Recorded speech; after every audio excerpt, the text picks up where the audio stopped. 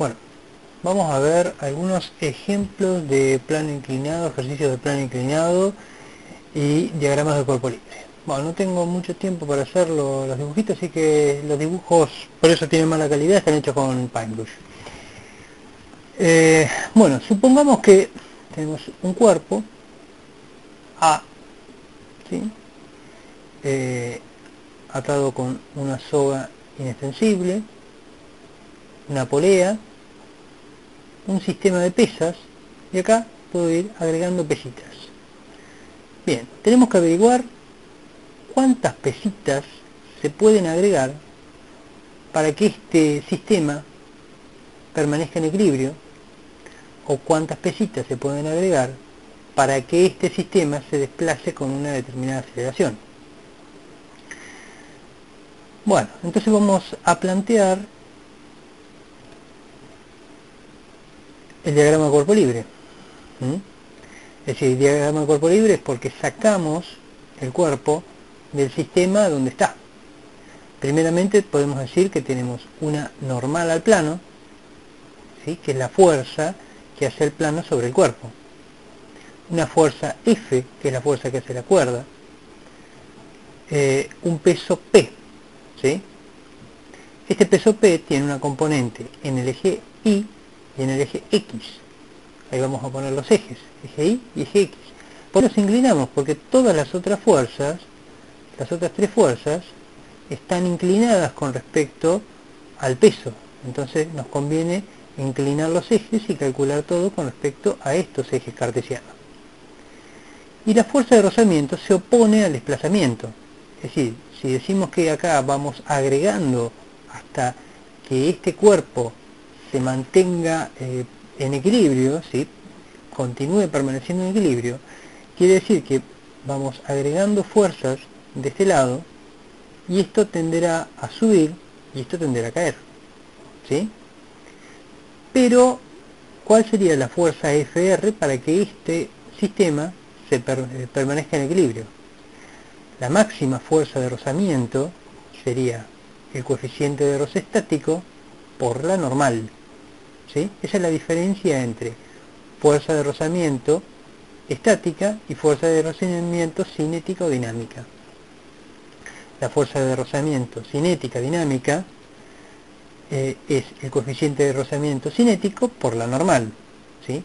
Pero en el caso del coeficiente de rozamiento estático nos da la fuerza de roce estática máxima.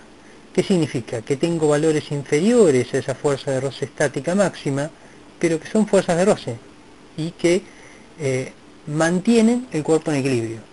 Es decir, no necesariamente la fuerza de roce estática tiene que ser la máxima, ¿sí? La máxima se sacaría en este caso con agregando estas fuerzas acá, es decir, que sería esta F, cuánto mayor tendría que ser la fuerza F para que el sistema permanezca en equilibrio. Eso es lo que nos está preguntando el problema. Entonces vamos a plantear las ecuaciones.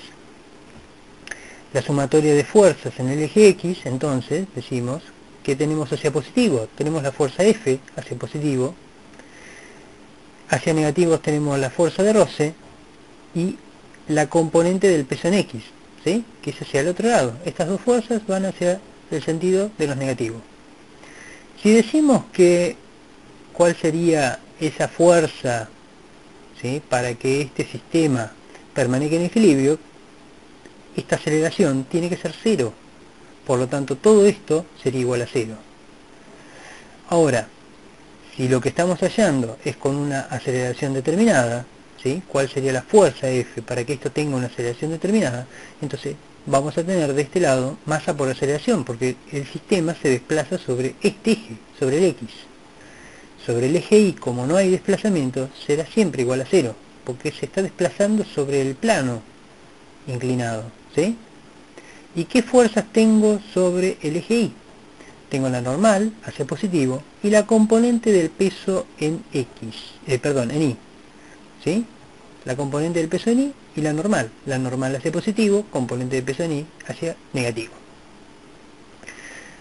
Vamos ahora al otro ejemplo. Supongamos que vamos retirando las pesitas, ¿sí? ¿Y qué tantas pesitas tendríamos que retirar para que cuál sería esta menor masa o menor peso para que este sistema permanezca en equilibrio, es decir, cuál sería la fuerza mínima que debería ser el sistema para que esto permanezca en equilibrio. Es decir, tenderá a caerse a medida que yo saque pesas de acá, esto tenderá a irse hacia abajo. Planteemos el diagrama de cuerpo libre. En este caso, si esto tiende a irse hacia abajo, la fuerza Fr tendrá que ser, la fuerza de roce tendrá que ser hacia arriba. Se opone al desplazamiento y tiene siempre la dirección del plano, pero sentido contrario al sentido natural de desplazamiento. Si esto tiende a irse hacia abajo, la fuerza de roce tendrá a ir hacia arriba. De vuelta, la fuerza F, la normal. Pongo NR para que no se confunda con Newton, ¿sí? Cuando vean que le agregué la R, es más que nada para no confundir. Esta es la normal, y acá tenemos el peso. El peso va a tener nuevamente dos componentes, una componente del peso en Y y una componente del peso en X, ¿sí? Acá tenemos los ejes de vuelta, Y, X. Planteamos las ecuaciones. En este caso lo único que cambió es que la fuerza Fr será positiva porque tiene el mismo sentido que el eje positivo de las X. Y lo mismo, si esto es estático, si estamos calculando la fuerza de roce estática máxima, esto tendrá que ser 0. Y esa fuerza de roce estática máxima tendrá que ser mu estático por la normal. ¿Sí? En otro posterior haremos algún ejercicio puntual. Bien, entonces tenemos Fc positivo, Frc positivo y menos la componente del peso en X, porque se hacía el eje negativo, ¿sí? Esto igual a masa por aceleración, es decir, si estamos calculando esa fuerza F tal que esto se desplace con una aceleración determinada, acá voy a poner esa aceleración y la masa, y la fuerza de roce tendrá que calcularse con el coeficiente cinético por la normal. Si lo que estamos calculando es la mínima masa que yo agrego de este lado, ¿sí?, para que esto permanezca en equilibrio, la mínima masa, es decir, la mínima fuerza F para que esto permanezca en equilibrio, entonces lo que voy a tener que hallar es con una fuerza de roce estática máxima, es decir, cuál es el máximo de fuerza de roce estática que podrá hacer hacia este sentido. Esta y esta tendrán que ser igual a esta, ¿sí? La componente del peso en X deberá ser igual a la fuerza de roce más la fuerza F, ¿sí? Entonces esto tiene un valor determinado que va a ser peso calculado en la componente. Ahora vamos a hacer un gráfico de cómo hallarlo, ¿sí? Como es la componente del peso en X y la componente del peso en Y según el ángulo, vamos a suponer que este es el ángulo alfa, ¿sí?, el ángulo del plano inclinado. Después hacemos un grafiquito aparte. Estábamos diciendo que esta fuerza F y la fuerza de roce estática máxima tendrá que ser igual a la componente del peso en X, ¿sí?, para que esto permanezca en equilibrio. Esa sería la mínima fuerza F. Bueno, voy a hacer ese grafiquito que les decía,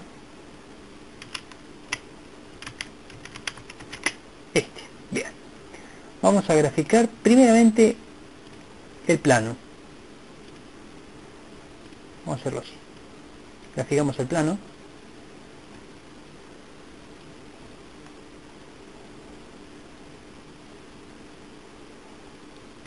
Acá tenemos el ángulo alfa. Acá vamos a graficar el peso, vamos a hacerlo con otra. El peso.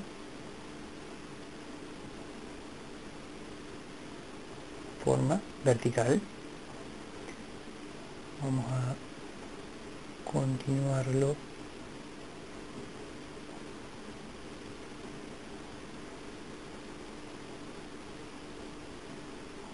Bien. Hacia la vertical tenemos el peso.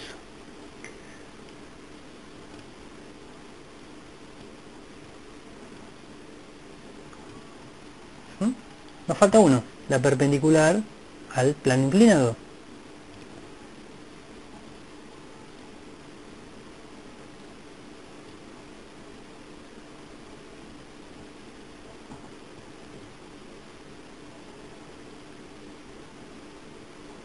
Perpendicular al plano inclinado, ahí la tenemos. Bien, entonces vamos ahora a usar otro color para proyectar sobre este aquí, ¿sí? Hacemos una paralela al plano y una paralela al otro. ¿Está? Esta es paralela a esta, aunque no lo parezca, y esta es paralela a el plano, ¿sí? Bien, acá me queda formado las componentes en X, componente en Y. ¿Estamos?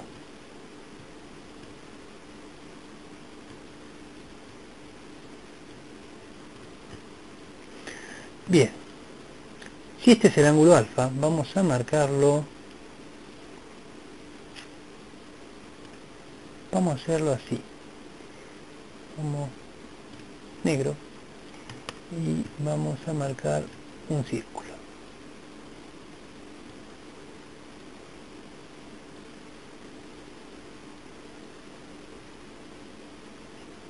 Para que vean cuál es cuál.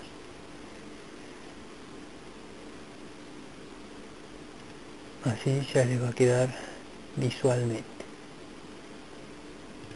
Este es el ángulo alfa, ¿sí? Este es el mismo que este, porque son opuestos por el vértice. Este es perpendicular a este, y este ángulo es complementario a este, y este es complementario a este. Por lo tanto, esto es equivalente a esto. ¿Está? Este es el ángulo alfa, y este es el ángulo alfa. ¿Estamos? Vamos a utilizar otro color, amarillo, este de acá, si contrasta. Este es complementario a este es complementario a este ángulo es complementario a este, y este a este. ¿Se ve? Bien.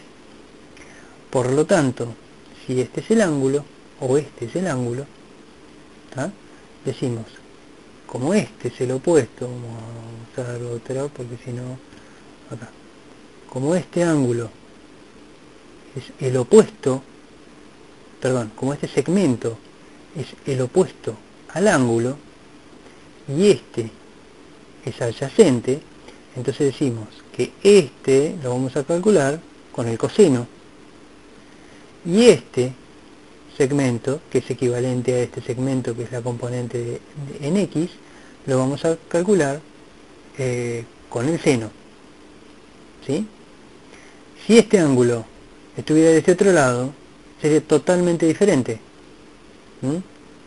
En lugar de seno, con el coseno, es decir, estaríamos haciendo todas las cuentas con el ángulo complementario. Si tenemos que fijarnos muy bien dónde está el ángulo en la proyección del peso en el eje X y en el eje Y. En algún otro video posterior voy a explicar un poquitito mejor cómo hacer el gráfico rápidamente como para entenderlo. Bueno, será hasta la próxima. Muchas gracias.